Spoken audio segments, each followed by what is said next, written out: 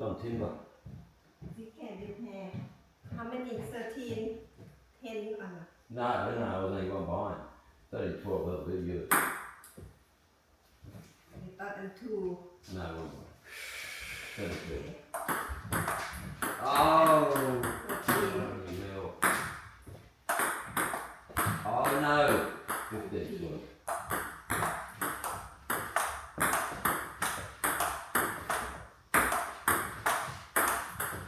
You like me?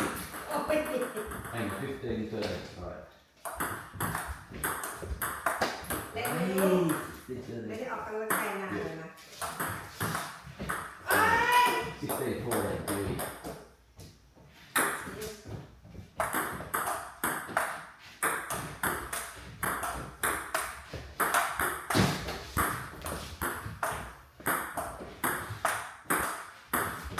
Ay.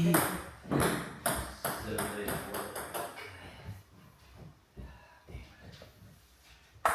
โอ้โน่จิต unbelievable. โอ้ยจิตโน่โห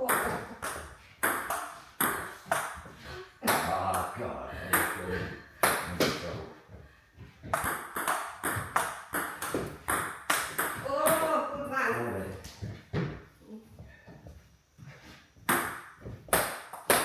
M19 I don't know, they just move something.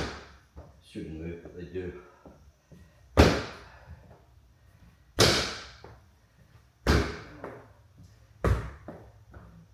โอ้โน่ But then they just move from here. ดูเฮียดูแคมดูเฮีย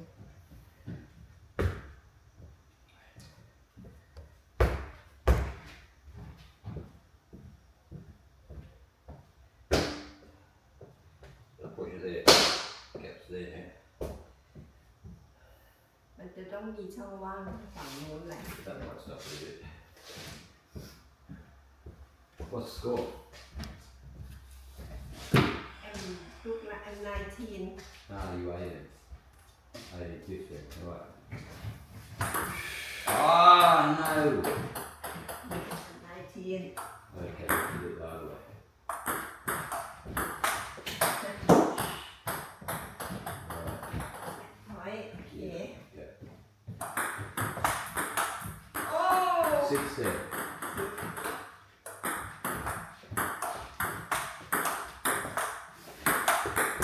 Oh. เล่นไม่รู้เห็นไหมเนาะ Alright. เอาไหมมาเล่นกับแทนแม่เอ้ยโอเค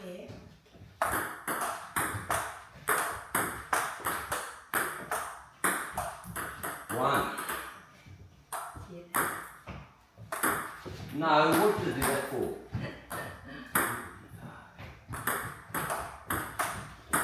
โอ้ Two. One.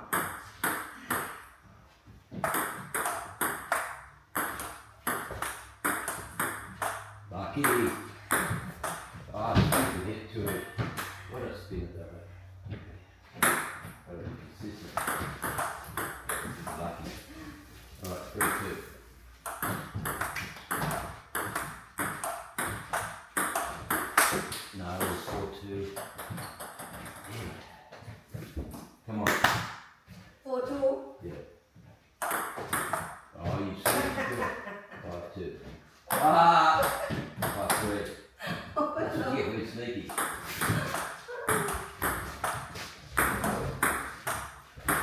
There you go. 4.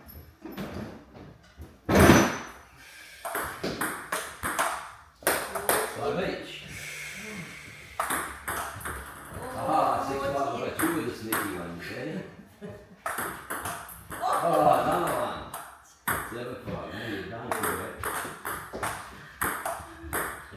Come on, get that one. No way. They're my favourites. โอ้อันนี้เรียกอะไร I love them. 8-5. เจี๊ยบ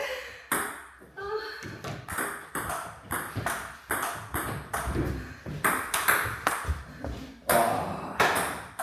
8-6. Ah. Couldn't get that one. 87.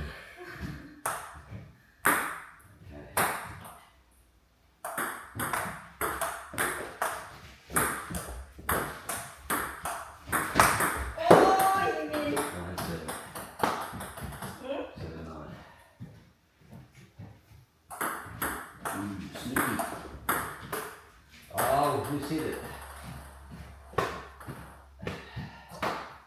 What's that now? What's that now? 8, 9.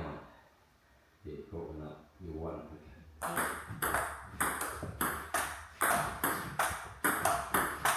No, my age. Too high. Aye.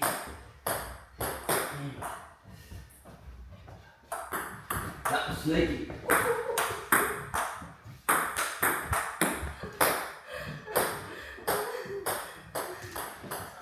Yeah, you have 9 and hit the front of you.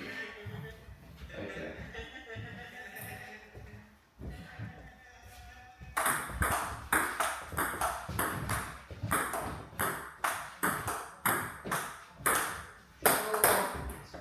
Ten. oh no.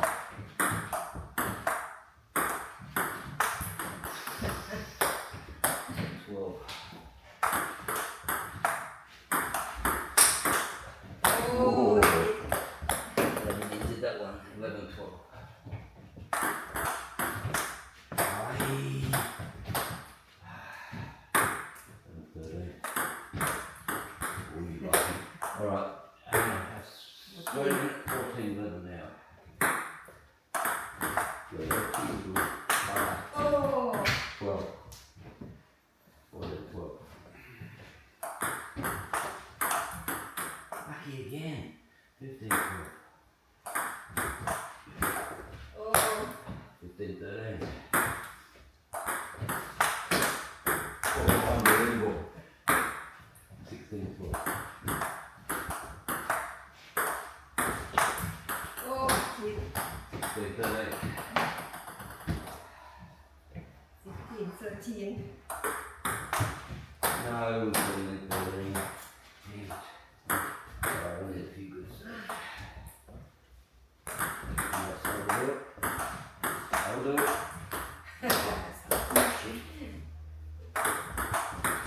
Oh, good one. 18, 40. 14, 18. Oh, good 15, one. 18. That's good something. Actually, 15. Come on! Come on! Come on, Nick. Ah, 16. Right, 9, 16, let's work. We do this. But don't make a mistake in business. You make a mistake. There you go. You make a mistake. Come on. Make a mistake. Yes. 17. You're right. Oh.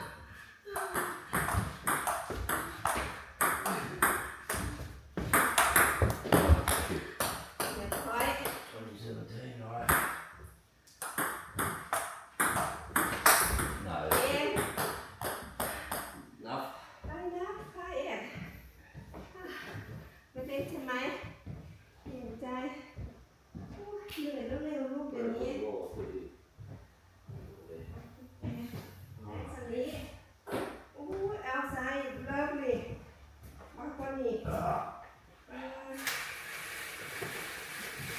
นี่ดันin the back When you told me left yet about chemical ฮะก็รู้เย็นๆข้างนอก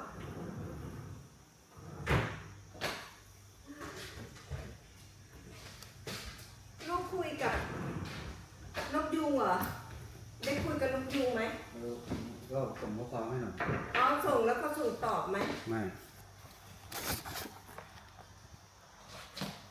ใส่ยุ่งมั้ง ยุ่งเพราะเขาในตั้งใจเรียนแล้วก็จะลงเรียนต่อด้วย เพราะว่าเรื่องวีซ่าในเหมือนที่เต็มอ่ะ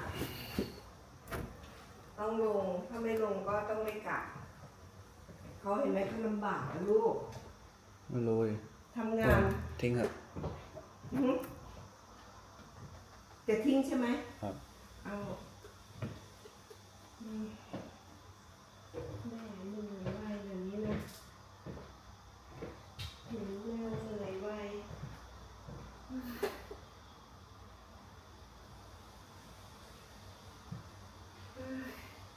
แล้วตกลงจะเรียนอะไรทำแบบถ้าได้ ทำงานก่อนนะครับสมัครงานก่อนแล้วสิ่งแบบ อืม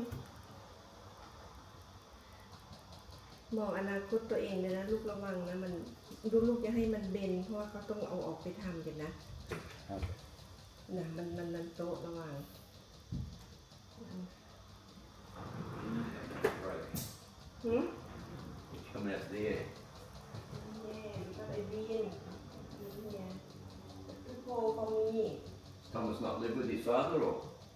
mother and big brother and sister and And what happened to the father? He's divorced, was he? yeah divorced before then. Where was he living? He was living with his father and mother in another house in Arncliffe. Oh, so Thomas doesn't live with his mother, he was living with his father. Yeah, he sometimes switch, yeah, when he was alive. Now just Father had his own house or what? yeah, yes, Rockdale. That's the 2 houses. no, the father live in Rockdale, mother Yeah, live in in his own Arncliffe. house or renting? Live in Was he renting the house or what, the father? the father's house. Yeah, but was he renting the house or did he own it? Oh yeah, own it, yeah. What's his father's job? Security guard. Oh, security guard, that's where he gets it from. Yeah, Ah, so he's a security guard. Yeah. อืม And now he lives with his mum, is that right? yeah. The mom come back to Rockdale, get the inheritance, whatever the assets. อืม No, what I can do is let them move. อืม Or what I could do is just put something, a little note, no, or not no, just some timber between them or something. Get from here There, see? อืม And then what I could do, that's funny. Didn't move. เฮียตัวนี้ Well, you got to kick that one across. No, you got to kick it เอา back. ลูกไปล้างมันเสร็จนะลูก It is. ขยะเราล้าง What else you got? โอเค That's funny. ก่อนคนนี้ก็เริ่มงานอีกเนาะนี่แต่ชีวิตมันมีค่าไงลูกทำงานนะใช่ไหมล่ะ ครับ แล้วก็ได้เห็นเงิน เห็นไหมอาทิตย์นี้เข้า1,700นั่นนะ ฮะ อาทิตย์นี้เข้า1,700 อ๋อครับ คือเราจะได้มีเพราะว่าเดี๋ยวต้องรีจิสติกลูกเสียภาษีของลูก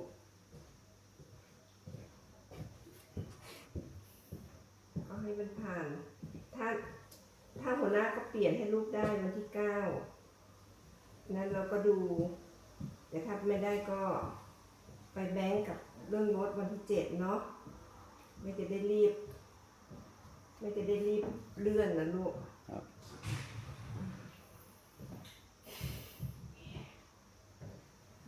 เหนื่อยโอเคลูกแม่ขึ้นนะ มันเปื้อน แม่จะทิ้งไงแม่จะเททิ้งก็ได้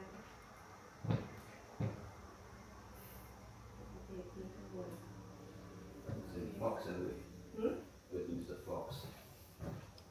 วันก่อนอ่ะแม่เล่าให้ฟังอย่างฟอกมันกินนกอะน่าสงสารจังเลยอากาศดีมาก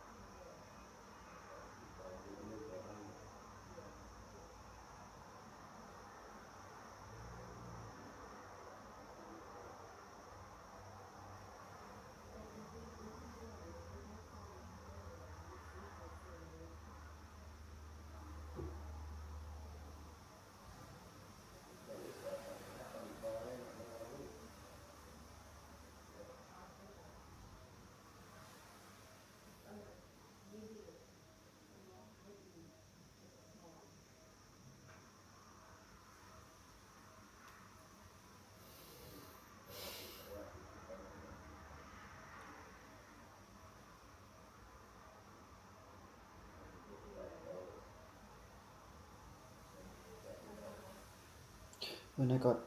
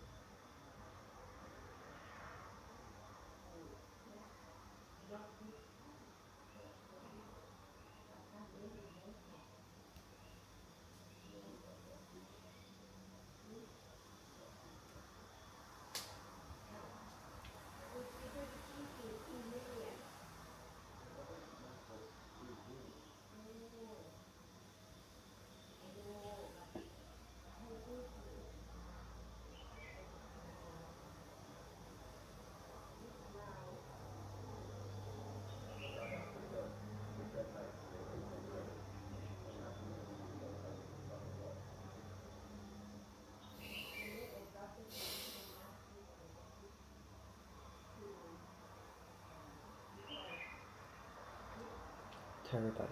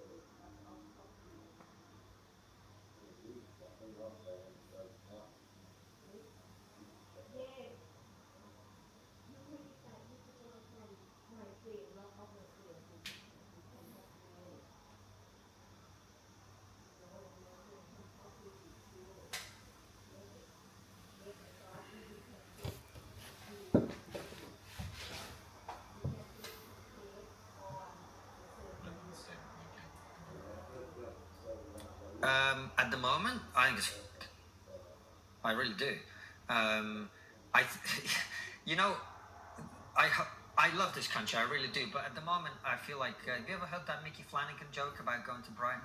So Mickey Flanagan's a very famous, very successful British comedian, and I remember he did a show in Brighton and talked about coming to the contrast between London, the big city, and Brighton, the seaside town. And he went, you get on the train in London, you're really stressed, and you get on the train, it's full, it's packed, it's uncomfortable, and then you get off at the station in Brighton, You smell the sea air. You can feel the ambition just draining out of you. It's kind of how I feel about the UK. And I know that, and the reason I'd say that is that all the bright and talented people that I know are leaving. Anyone who can is. All the rich people are leaving. This country has lost more millionaires than any other country except China. Now, if you compare the populations, that tells you 3%. Right. So we're losing the people who have created the jobs, who are creating the jobs, and who are going to create the jobs. And one of the reasons is they look at the environment that we're operating in. We've talked about high energy prices, but this government has decided that the people who it needs to tax are the businesses, basically, particularly the smaller side businesses, which is where so much creativity really happens. And then there's all sorts of other things about infrastructure, housing, demographics that are going on that I don't, we talk about net immigration figures, and what no one really talks about is the fact that what we're actually doing is we're chasing out all the people who create wealth and have wealth, who pay the taxes. And then with people coming in towards the bottom of the jobs market at best, if they're actually working at all. And so your net immigration figure of 900,000, that includes you having lost some of your best people and replaced them with people who are not contributing. That's very interesting. Yeah, net doesn't account for the cohorts that have gone and the cohorts that have come in, and it's probably not like for like. Yeah, and so everyone I know who actually had a successful business that's portable, they're moving to Dubai. They're moving to America. They're moving to all sorts of other places. And what they say is very simple. Well, look, I want my kids to go to a school where they're not taught that they're trans. I want to pay reasonable taxes, which in some places is like 0%. I want clean, safe streets, which you do not have. Mm-hmm. I don't go on the tube very much these days, just from I'm not in London that often, actually. And I went on the tube the other day. During daytime, it was like, 5, 6 o'clock. And there was kids running absolutely rampant all over it, jumping over barriers, not paying, pushing each other on the escalators, smashing the stop button, like really causing genuine nuisance. Mm. And I watched the staff watch them jump over barriers and do nothing. I got some data. Recent data reveals a 56% increase in tube crime, with thefts up by 83% and robberies doubling in 23-24. And this extends more broadly. I saw the Labour government's talking about, they're going to reduce crime. Street crime is up very significantly. And one of the reasons it's up is that it's not really being dealt with by the police. I mean, I had my car broken into a few years ago. Window smashed. There was a CCTV camera right above it. I called the police. You can't call. I had to email the police because they don't answer the phone unless it's like someone's been misgendered or something. And they emailed me back saying, "We've investigated. We can't find anything right under the CCTV camera. Here's your crime reference number." There was a viral video that you probably would have been seen of a guy who deliberately left a bike on the street with a geolocator in directly outside of Scotland Yard. Yeah, he got nicked. They tracked it down to the house where it was being stored. They gave the police the information, and the police said, "We've looked into it. Here's your crime reference number. We can't do anything." And then once the video caught sufficient fire, they got an email back from the police saying, "We've reopened your case." Yes, great news. Exactly. Now, by the way, I don't want this to come across as if I'm criticizing police officers, because I know police officers and I know that a lot of them really are working very, very hard. But the priorities and the resources they have set from above don't seem to manifest themselves in this kind of low-level crime being addressed. Now, you might say, well, there's some kids not paying for the tube, who cares? Well, actually, the Broken Window series is entirely correct. If you are observing people engage in low-level criminal behavior, it makes people feel much less safe about the overall experience, because they know that, well, if they're not going to enforce this, well, what reason do I have to think that if my phone gets stolen? The subtext is that more serious things also won't be looked at with care. And they aren't. I know people who've left because of single incidents. I know a really wealthy guy who left the UK because she was walking out of a restaurant in Mayfair with a nice watch on his wife. 3 guys jumped out of a van with balaclavas on, smashed him to the floor, punched him a few times, pushed his pregnant wife aside, got the watch off him, got back in their van. Police don't give a shit.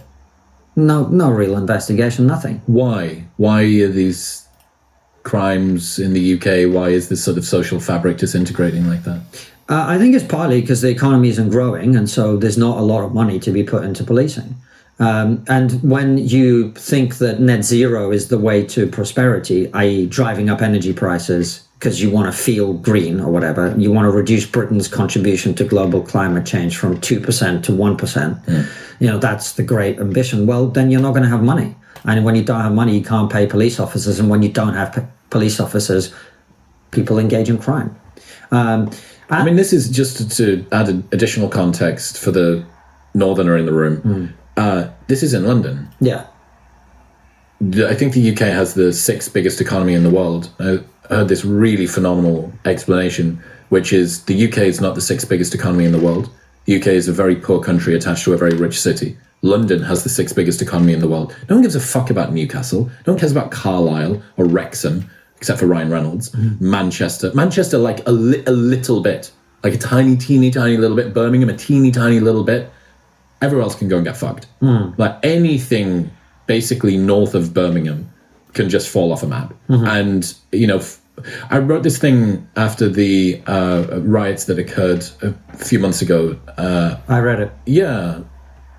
If you can remember that, I basically, my thesis was, I saw some videos of my old hometown, Middlesbrough, and there were street marches. These people hadn't joined. It looked like they were maybe walking to the place where the main march was going to go on, but it's kind of classic sort of British Larry Louty behavior. These people weren't carrying slogans. They weren't chanting anything. It didn't seem like they were there for a particular purpose. And there were houses that looked like they'd been recently built. A classic working class British street, terrace all the way along. This was a house that had those pieces of stickers still on the windows that looked like they were sort of freshly created. You see one of the people pick up a big brick, just throw it through the window of this house that doesn't have anybody in. It's not like it's the house of an immigrant or the house of an enemy or the house of somebody from the other political party. And it's very difficult to describe this to somebody that didn't spend half of their life, 18 years, in a northern working class town at a state primary, state secondary, state sixth form college. That was me. I spent 13 years in full-time education, right, around these people. I know these people. I know the way that they feel. And it's this ambient malevolence. They're disgruntled. They're unhappy. They feel stuck. And they don't know why. And they're mean. They're mean about it. And the synopsis that I came up with was that immigration wasn't the reason, it was the excuse for this kind of antisocial behavior. And we don't remember ASBOs. I haven't fucking heard ASBOs in ages. Antisocial behavior order for the Americans. And it was the youths on street corners that would sort of, push and jumble granny as she tries to go to the corner shop to get milk and stuff like that. They'd be issued with an antisocial behavior order, which meant they sort of couldn't leave the house and they shouldn't go to certain areas. It's kind of like a weird sort of curfew type thing. And that culture in the UK, and I'm sure it's everywhere, I'm sure that working class towns and all the rest of it, people don't necessarily have much in way of upward mobility. They don't have much to distract them. Maybe they're a little bit despondent. Maybe they haven't had the right role models, fatherless homes, all of these things. I understand. But that culture in the UK is so fucking self-defeating because it is a gravitational well that keeps people stuck to the floor as much as possible. That this is as good as things are going to be, and the best use of your agency and self-authorship is to break things, not to build things. And I know that intimately well. This ambient malevolence, it's like the air before a thunderstorm starts. Yeah. And that was what I saw in that video. It really got to me. It's the first time that I've seen something on the internet that really got to me, and that really fucking got to me. So, yeah. I know what you mean, and I think the answer to that, and I know I keep banging on about net zero in this conversation, but the answer to that is to scrap net zero, because what those people need is meaning and purpose. And for the vast majority of working class men, the primary source of meaning and purpose is going to be a job. And when you have a job that is a meaningful job, that you're making something, you're building something, that you're making good money, that you're providing for your family, that you feel like you have upward mobility. And upward mobility doesn't have to look like I grew up in Newcastle and then I started a YouTube channel. Now I live in Austin, Texas. Mobility might be, you know, I made 30 grand a year for 10 years and now I'm making 35 and now I've got a promotion at work and now I own a home, right? Most people really don't need very much to be happy, to be honest. And it's a tragedy that in most of the Western world, and especially in the UK, the thing that we used to consider, like, then what is the American dream? The American dream is you arrive with nothing but the shirt on your back and your kids go to university, you have a house, maybe a small business, you pass it on to them and their children are better off. Really better off. Well, if those people that you're talking about, where I agree with you, there's that underlying malevolence, and it's not malevolence, it's anger, really. Yeah. It's frustration. It's frustration and anger. And what is that anger about? Well, the anger is about the feeling that you're not going to be able to do the things that you thought you would. And what are they? Well, you get a job, you get a house, you have some kids, they're going to be slightly better off than you. You're going to have dignity, you're going to have community, you're going to be respected. Meaning, mastery. Right. Now, if you have a society which has effectively said, we're going to do a green accounting trick. We're going to take your jobs, we're going to put them in India, we're going to put them in China, where they're going to make the same steel or the same cars or the same whatever that you used to make. They're going to do it dirtier. Of course they are, because it's a much less developed country. And then we're going to import that steel and we're going to import those cars back into the UK so we can pretend that we're green. Well, you combine that with this person no longer having a job and our economy, as I said, we're poorer now than we were in 2007. What did you expect? Disgruntled. There's this feeling, there was always this feeling, but I could never put my finger on it, of kind of being forgotten in the northeast of the UK. It was like on the outside a little bit, even within a community, on the outside of culture. Yeah. Even little things like the way that you were represented in media, like a story about Newcastle that hit the national press was like a whimsical fucking cottage industry piece or something like that. I said I was going to show you this video. Can we do one more thing on just that? Absolutely.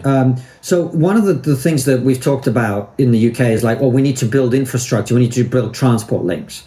And it's like, why do you need a better train line to nowhere? Yeah. And so what you really have to do is you have to, and that's why, you know, I was talking to Mary Harrington, who I know you're a fan of too. She's great. At our Christmas party, actually. And she was saying something I really have been thinking about as well, which is, I think if we're in the offering solutions space, the solution for the UK is to accept the reality. That's always the first bit of the solution, is to accept the reality that, you know, a slogan of "Make Britain Great Again" isn't going to work, because we're not going to recolonize India. Do you know what I mean? We're not going to rebuild the British Empire.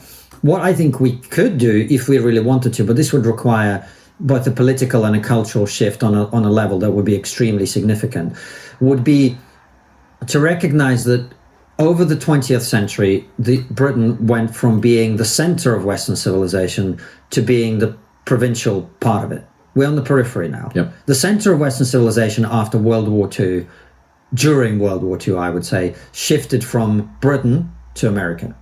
We are now effectively the European outpost of American civilization. It's a great point. That's what we are. Yep. Now, what does that mean? Well, what that means is we have to lean in to that. That means we have to download the right memes from America. Instead of downloading the hands up, don't shoot meme, what we should be downloading is, okay, we want economic growth memes. How do you do that? Well, you're going to have to make energy cheap, slash regulation, etc. You're going to have to do the right trade deals with that world, right?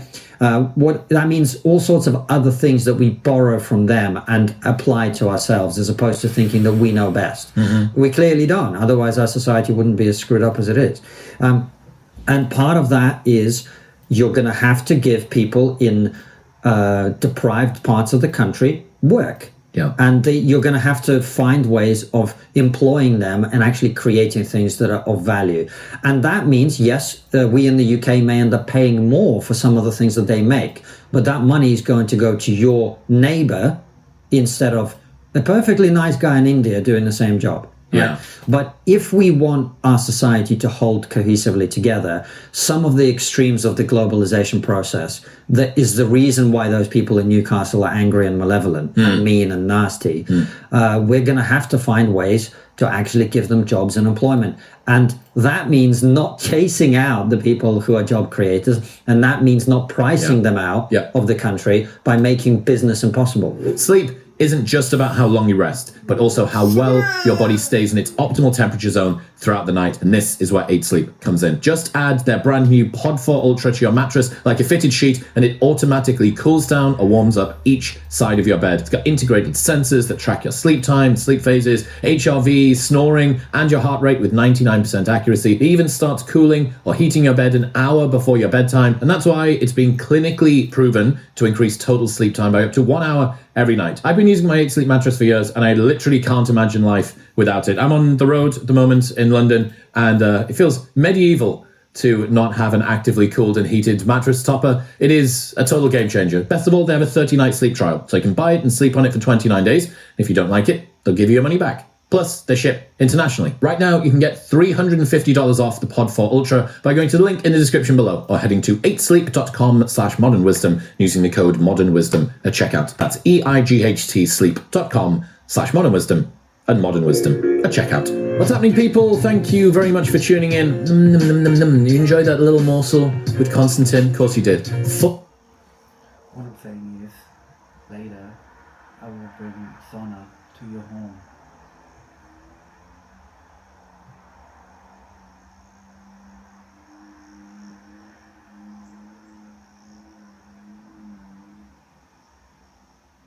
Available right here. Dig in.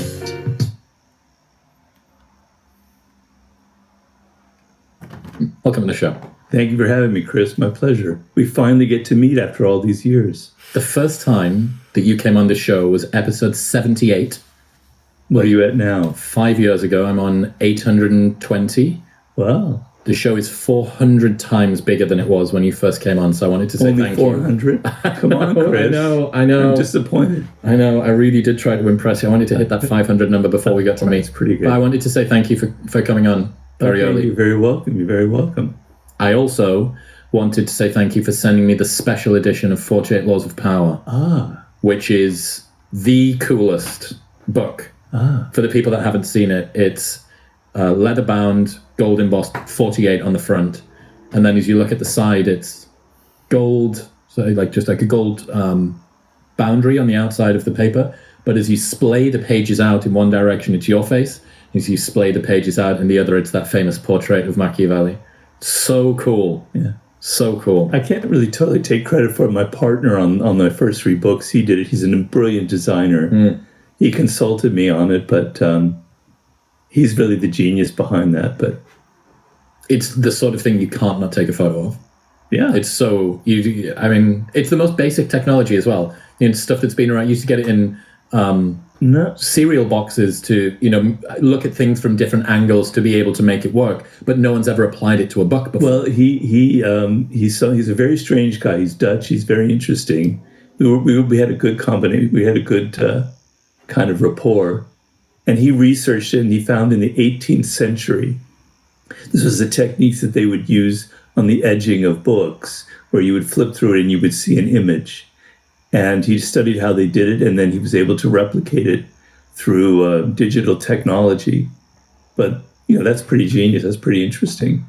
So, yeah. Who is that guy? His name is Joost Elfers. You'll see his name on my books, the Joost Elfers book, my first 3 books. And he's the one that, if it weren't for him, I wouldn't be here. I'd either be dead or I'd be still working in Hollywood and probably be dead anyway. He discovered me. I've told the story many times, but he basically gave me my first break, and he subsidized me while I wrote the 48 Laws of Power. He produced it. He designed it. Together we designed it, but so I have a lot to owe him. And he's still involved. Yes. He designed the cover of the Daily Laws, and I'm hoping yeah, sure, we're still together, yeah. What do you think is the problem with modern philosophy? Where did we go wrong? Well, I mean, it's a huge subject, and there are lots of different aspects of philosophy.